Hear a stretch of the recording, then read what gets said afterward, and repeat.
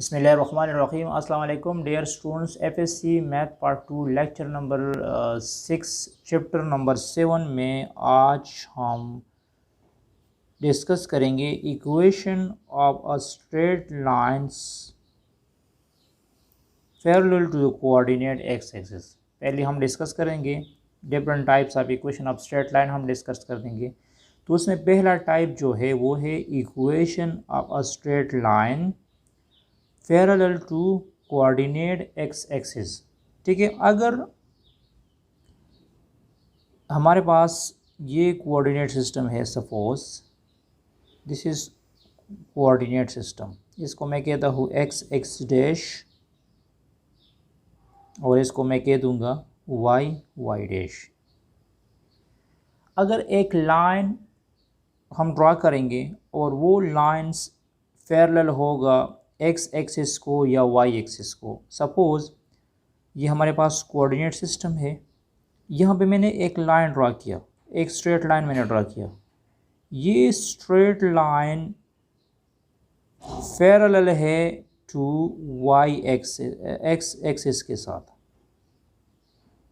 ठीक है, ये हमारे पास एक्स एक्स डैश है और ये लाइन पैरेलल है, ये जो स्ट्रेट लाइन है ये पैरेलल है टू इस कोऑर्डिनेट एक्स एक्सिस को। तो फिर इस स्ट्रेट लाइन का इक्वेशन क्या होगा? इसको आप लोग हॉरिजॉन्टल लाइन भी कह सकते हैं। लाइन हॉरिजॉन्टल लाइन है और वो कोऑर्डिनेट सिस्टम्स को पैरेलल है, तो इस लाइन का इक्वेशन होगा y इज इक्वल टू ए। ठीक है, y इज इक्वल टू ए होगा। और अगर मैं ये लाइन इस तरह ड्रा करूँ, अब ये लाइन जो है पैरेलल है टू वाई एक्सिस को, तो फिर इसका इक्वेशन क्या होगा? x is equal to b. X is equal to b. अगर आपको कहा जाएगा कि y is equal to 3 given है, तो ये स्ट्रेट लाइन का इक्वेशन होगा, स्ट्रेट लाइन का इक्वेशन होगा और ये लाइन पैरेलल होगा टू द एक्स एक्सिस को। इसको आप लोग हॉरिजॉन्टल लाइन कह सकते हैं। अगर सिंपली गिवन होगा y इज इक्वल टू 3, तो इसका मतलब ये होगा कि ये हॉरिजॉन्टल लाइन है। ठीक है, और ये हमारे पास कांस्टेंट फंक्शन भी इसको हम कह सकते हैं। और अगर गिवन होगा x इज इक्वल टू 2 या x इज इक्वल टू 3 या x इज इक्वल टू 1, तो ये भी लाइन का इक्वेशन होगा। इसको आप लोग स्ट्रेट लाइन इक्वेशन कह सकते हैं, लेकिन ये लाइन जो है ये पैरेलल होगा वाई एक्सिस को। सपोज़ यहाँ पे x इज इक्वल टू 2 है, तो x इज इक्वल टू 2 का मतलब ये है कि यहाँ पे x चेंज नहीं होगा लेकिन y चेंज हो सकता है। और y is equal to a का मतलब ये होगा कि यहाँ पे y चेंज नहीं होगा लेकिन x चेंज हो सकता है। मेरे कहने का मतलब ये है कि इक्वेशन ऑफ स्ट्रेट लाइंस क्या होगा? अगर एक इक्वेशन पैरेलल होगा तो कोऑर्डिनेट एक्सिस को, चाहे वो एक्स एक्सिस को पैरेलल होगा या वाई एक्सिस को पैरेलल होगा, तो जब एक्स एक्सिस को पैरेलल होगा तो y इज इक्वल टू ए होगा, और जब y एक्सिस को पैरेलल होगा तो फिर x इज इक्वल टू 2 होगा। अगर x इज इक्वल टू 2 आएगा तो मतलब ये एक परपेंडिकुलर लाइन होगा, और अगर y इज इक्वल टू 4 आएगा तो इसका मतलब ये होगा कि ये लाइन एक पैरेलल लाइन है। ये हमारे पास क्या है? पैरेलल लाइन है। ठीक है, तो अब यहाँ पे देखिए, मैं इक्वेशन फाइंड करूँगा स्लोप इंटरसेप्ट फॉर्म का। तो स्लोप इंटरसेप्ट फॉर्म किसे कहते हैं? स्लोप इंटरसेप्ट फॉर्म हमारे पास होगा y is equal to M X plus C. इसको कहते हैं इक्वेशन ऑफ स्ट्रेट लाइन। इसको क्या कहते हैं? Equation of straight line.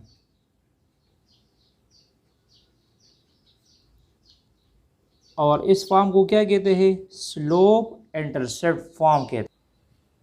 अब क्वेश्चन ये है कि ये स्लोप इंटरसेप्ट फॉर्म में कब यूज़ करूँगा? अगर हमारे पास सपोज ये कोऑर्डिनेट सिस्टम है, इसी कोऑर्डिनेट सिस्टम पे हमें स्लोप्स गिवन है, किसी लाइन का हमें स्लोप गिवन है। सपोज स्लोप हमें 3 गिवन है और इस सी को कहते हैं वाई इंटरसेप्ट। वाई इंटरसेप्ट का मतलब ये है कि ये एक्स वाई एक्सिस को किसी भी पॉइंट पे टच करेगा तो उसको कहा जाएगा वाई इंटरसेप्ट। सपोज हमारे पास ये लाइन है, ये लाइन जो है ये वाई एक्सिस को काटता है इसी पॉइंट के ऊपर, ठीक है, तो इसको सी कहा जाएगा, ठीक है। और साथ में इसी लाइन का स्लोप भी हमें गिवन है। तो फिर ये जो लाइन होगा इस लाइन का इक्वेशन क्या बनेगा, हमें ये गिवन है, स्लोप गिवन है कंडीशन में, और साथ में वाई इंटरसेप्ट गिवन है। इस सी को क्या कहते हैं, वाई इंटरसेप्ट। तो फिर मैं इक्वेशन कैसे ड्रा करूँगा, y is equal to M X plus C. यहाँ पर मैं m की वैल्यूज पुट करूँगा और यहाँ पे हम c की वैल्यूज पुट करेंगे, ठीक है। इसको कहते हैं इक्वेशन ऑफ स्ट्रेट लाइन्स। जब हमें क्या गिवन होगा, m गिवन होगा और c गिवन होगा। अब यहाँ पे है point slope form. Point slope form का मतलब क्या है, पॉइंट स्लोप फॉर्म का जो फॉर्मूला होगा वो हमारे पास होगा y माइनस y1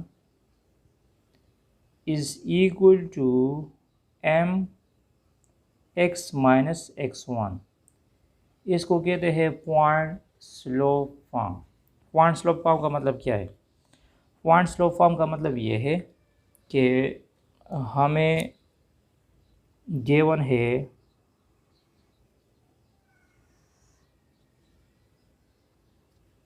ये कोऑर्डिनेट सिस्टम है हमारे पास x x dash and y y dash.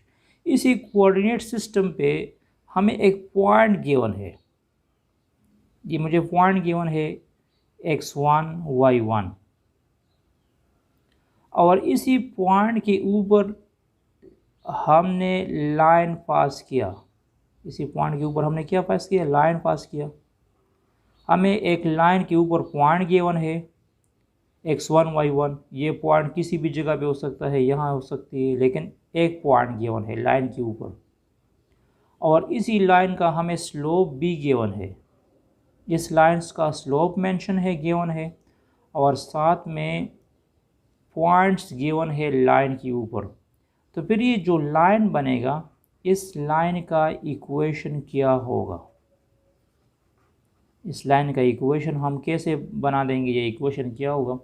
तो उसके लिए आप लोग ये वाला फॉर्मूला यूज़ करेंगे, y minus y1 is equal to m x minus x1, ठीक है। क्वेश्चन गिवन होगा कि find equation of straight line, equation of straight line find करो, ठीक है। आपको m गिवन है, साथ में x1 y1 पॉइंट गिवन है, तो इक्वेशन ऑफ स्ट्रेट लाइन के लिए फिर आप लोग ये वाला फॉर्मूला यूज़ करोगे।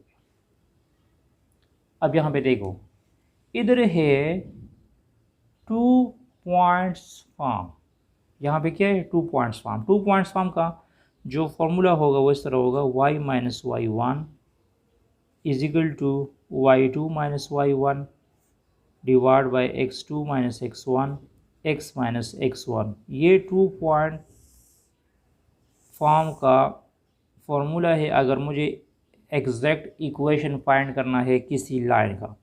2 पॉइंट फॉर्म का मतलब ये है कि हमें एक लाइन गिवन होगा, उसी लाइन के ऊपर 2 पॉइंट्स है, एक पॉइंट P1 गिवन है और दूसरा पॉइंट P2 गिवन है। इस पॉइंट्स की वैल्यू है x1 y1 और इस पॉइंट की वैल्यू है x2 y2। मुझे सिर्फ 2 पॉइंट्स गिवन है लाइन के ऊपर, ठीक है। और हमने फाइंड करना है क्या, हमने फाइंड करना है इस लाइन का इक्वेशन। तो मैं फॉर्मूला किस तरह लिख दूंगा, y minus y1 is equal to y2 minus y1 divide by x2 minus x1 is equal to x minus x1। आप लोग डायरेक्टली इसी फॉर्मूले की मदद से इस लाइन का इक्वेशन फाइंड कर सकते हैं, या इस तरह नहीं कर सकते तो सबसे पहले आप लोगों ने स्लोप फाइंड करना होगा। ये हमारे पास स्लोप का फार्मूला है y2 minus y1 divide by x2 minus x1। मतलब इसी फॉर्मूले को मैं इस तरह भी लिख सकता हूँ, y minus y1 is equal to m x minus x1। तो इन 2 पॉइंट्स के दरमियान हमने सबसे पहले स्लोप फाइंड करना है और फिर आप इसको पॉइंट स्लोप फॉर्म में पुट कर सकते हैं। तो डायरेक्टली इस तरह भी हो सकता है, इस तरह नहीं करना चाहते तो पहले स्लोप फाइंड करो, फिर आप लोग पॉइंट स्लोप फॉर्म यूज़ कर सकते हैं। ठीक है, ये कंडीशन कब होगा? जब हमारे पास सिर्फ 2 पॉइंट्स गिवन होंगे लाइन के ऊपर, ना हमें स्लोप गिवन है ना हमें वाई इंटरसेप्ट गिवन है, तो फिर मैं ये वाला फॉर्मूला यूज़ करूँगा। ठीक है, अच्छा यहाँ पे 4th नंबर पार्ट है double intercept form. Double intercept form का जो फॉर्मूला होगा वो हमारे पास होगा x by a plus y by b is equal to 1। ये डबल इंटरसेप्ट फॉर्म का फार्मूला होगा अगर मुझे स्ट्रेट लाइन फाइंड करना है। अच्छा, डबल इंटरसेप्ट फॉर्म का मतलब क्या है? डबल इंटरसेप्ट फॉर्म का मतलब ये है कि एक हमारे पास x इंटरसेप्ट होता है और एक हमारे पास y इंटरसेप्ट होता है। तो अगर एक लाइन दोनों इंटरसेप्ट को, दोनों x एक्सिस को काटता है, ये हमारे पास लाइन है, इसको x इंटरसेप्ट कहता है।